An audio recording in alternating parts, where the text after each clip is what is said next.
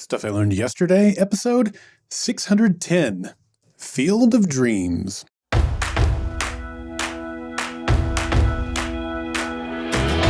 Welcome to Stuff I Learned Yesterday.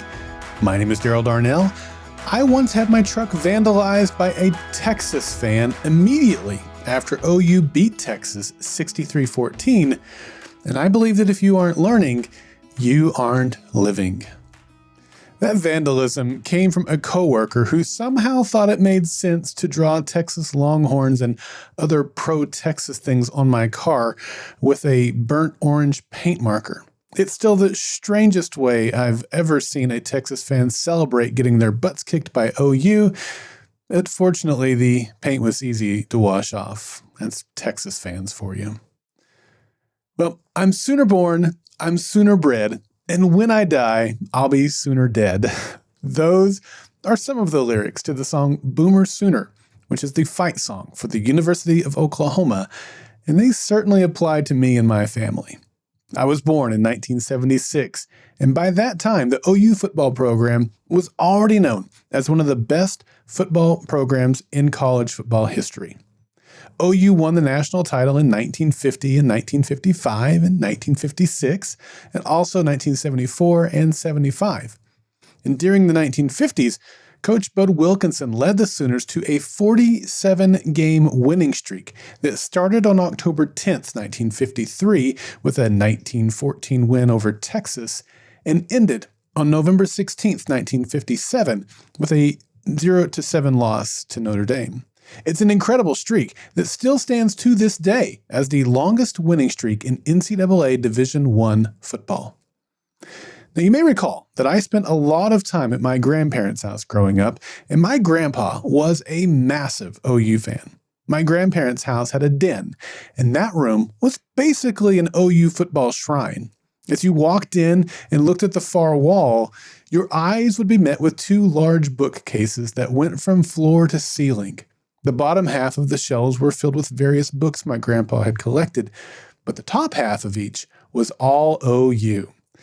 In those days, not every OU football game was televised, but many were. My grandpa diligently recorded every single game. My brother was also a rabid sports and OU football fan, and so he and my grandpa would often get loud and animated while watching the games. One time, my grandpa let my brother control the remote control to the VCR. And during one particularly exciting play, they each leapt up from their recliners with enthusiasm. As he did, my brother unknowingly hit the stop button on the recorder. Yeah, that was the last time my grandpa let him control the remote. Each of those tapes that he had in the den was cataloged and sorted onto the bookcases, and surrounding the tapes were various OU memorabilia, toy footballs, bobbleheads, posters and photographs, items that they had picked up at OU Texas games and Orange Bowls and other visits to see their team play. But the centerpiece of the room was on the floor. To get to the bookcases and other memorabilia, you had to walk across a large OU rug.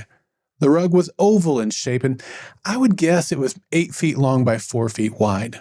The rug was an OU red color with the white interlocking letters of OU in the middle. The rug was handmade by my dad, who was a carpet layer by trade.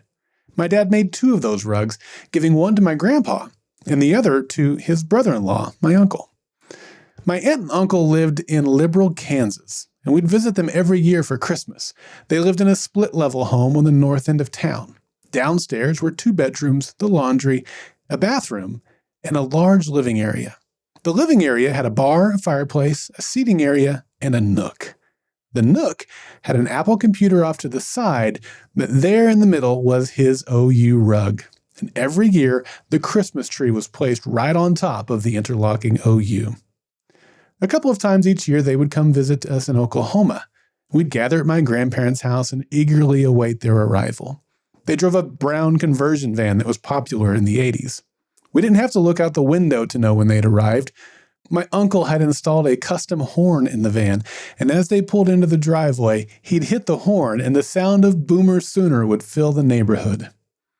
My parents had season tickets and would also travel to the OU Texas game every year. They'd take me and my brothers to see about one game each season. And these games were a lot of fun, and I enjoyed hanging out with my brothers for the day. Going to the games was a totally different experience than watching on TV. Before each game, the Pride of Oklahoma marching band would gather on the north side of the stadium and perform for the crowd, whipping them up into a frenzy. And then the marching band would march into the stadium and the crowd would follow. I'd never seen anything like it, and I loved it. When OU won the national championship in 1985, my other uncle took us to meet the team before the next season. It was amazing to get to meet many of the stars that I'd seen on TV, and I even got to meet the head coach, Barry Switzer. You can check out episode 197 for more of that story. It was an incredible day and one of my favorite childhood memories. Getting to hang out on the practice field and see the players up close was the closest I'd ever get to the program. Certainly no one in my family had the athletic skill to ever make the football team, and I was happy to view from afar via the TV or the stands. Well, as my son was growing up, he dreamed of becoming a video game developer and attending Full Sail University in Florida. He joined band in 6th grade and chose to play the trumpet. But after his freshman year of high school, things changed. During that year, he fell in love with the trumpet. And by the time his senior year rolled around, his interests had changed. He no longer wanted to become a video game developer. Instead, he wanted to pursue music. His top and only choice was the great music program offered by the University of Oklahoma. We toured the facilities and met several of the professors. The more we explored OU, the more he became solidified in his choice. He not only wanted to pursue a music degree at OU, he wanted to join the Pride of Oklahoma marching band. I'd been secretly hoping he would go this route, but the decision was his to make, and I wanted to make sure that he was the one making it. He applied to the university and was accepted. Shortly before he graduated high school, he submitted his audition for the Pride. And that June, we learned that he'd made the band. Once he showed up on campus, they began rehearsals. And one of the first pictures he sent me was of him sitting on the field inside the stadium. I think I was more excited than he was. The OU pregame routine has limited space due to how the band forms the OU logo, so not every member of the Pride participates in pregame. As such, it's a completely separate audition. Colby auditioned for it that freshman year, and he got in. Not only was he a part of the pregame band, but he was placed right in the middle of the front row. His first game was a non-conference game against the University of Texas, El Paso. We arrived hours before kickoff and met up with Colby as the band began warming up. After warming up, the band marches in parade formation around campus, stopping along the way to give a mini concert at an alumni tailgating spot. Then, they march across campus to the east side of the stadium, where the university proudly displays statues of all their Heisman Trophy winners. There, the band director climbs up on a ladder and pumps up the crowd. The band performs a series of pop songs and school songs, ending with a song called the OU Chant. The band then marches into the stadium and the crowd follows. It's amazing. That week, we quickly made our way up to our seats in the upper deck so that we could be ready for the pregame. And we'd had custom shirts made that said OU Band Mom, OU Band Dad, and OU Band Sister. Moments after we found our seats, the OU Pep Squad took the field, with half of them flanking the west sideline and the other half of them flanking the east sideline. Each squad took turns holding up signs. One side held up, "Boomer!" and the other side of the stadium yelled the word back. As their chant echoed, the other side held up their sign, and the other half of the crowd yelled back, "Sooner!" And back and forth the crowd yelled, building anticipation as the countdown to kickoff raced closer to 0. And then, exactly 10 minutes before kickoff, the drumline took the field. Ladies and gentlemen, now entering the field under the leadership of Drum Major Isaac Rosales, the University of Oklahoma proudly presents the 2022 Pride of Oklahoma. And without a hesitation, the band members come pouring out of the tunnels on the north end zone. We quickly spotted Colby coming out of the northeast tunnel, running up to the 25-yard line and taking his position right in the middle of the field. The drumline sounds off as Isaac runs up to the 50-yard line, slams his head skyward in the traditional and iconic OU drum major pose, and the Pride follows after him. The sound of Oklahoma from the Rodgers and Hammerstein music of the same name fills the stadium. The crowd erupts, and I'm wiping tears from my eyes. What an incredible moment. Here's what I learned. Okay, let me be real with you. When I put together an episode, I start with a moment from my life that has impacted me in some way. And in the process of impacting me, I can typically look at it and see a clear, big lesson. This story is not like that. I mean, it's obvious that this story I've shared with you today has impacted me in a deep emotional way.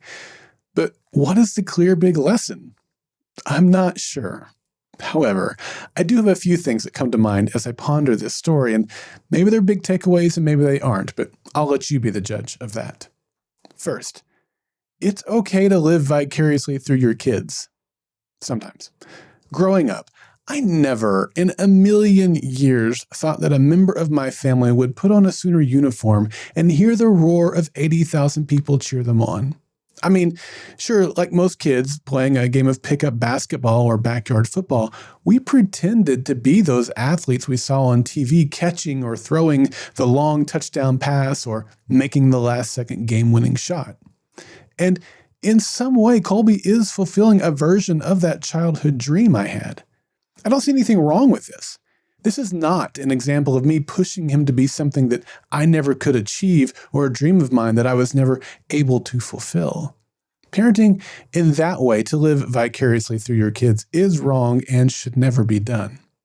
But seeing him choose this path completely on his own has been incredibly rewarding.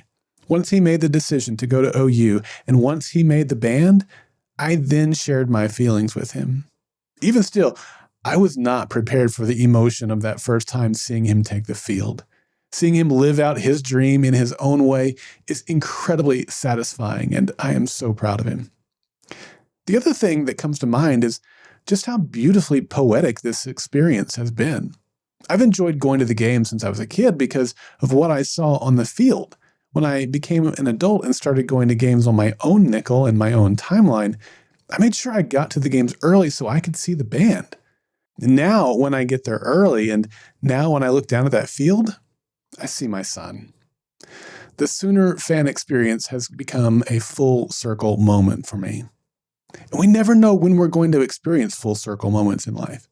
They don't happen often, but when they do, they are beautiful. And we should make sure we take time to recognize them for what they are and thank God for blessing us with them. Earlier this spring, Colby once again auditioned for the Pride of Oklahoma, and once again, he made the squad. Football season has just started, and I can't wait to watch him do his thing. We're Sooner born, we're Sooner bred, and when we die, we'll be Sooner dead. Boomer Sooner. I'm Daryl Darnell, and this has been Stuff I Learned Yesterday. Well, I want you to be a part of the next Monday mailbag coming up later this month on September 30th, with the contribution deadline by the end of the day on September 25th. Monday mailbag is your opportunity to share what you've learned so that other listeners and I can learn from you. It can be a message as short as 30 seconds, or it can be several minutes long. It doesn't matter, just as long as it's something that will benefit others. You can send in questions or responses to my SILY episodes, and I'll respond to them via Monday mailbag episodes. You can participate in Monday mailbags by visiting the Golden Spiral Media listener feedback page at goldenspiralmedia.com/feedback, or shoot me an email at feedback@goldenspiralmedia.com.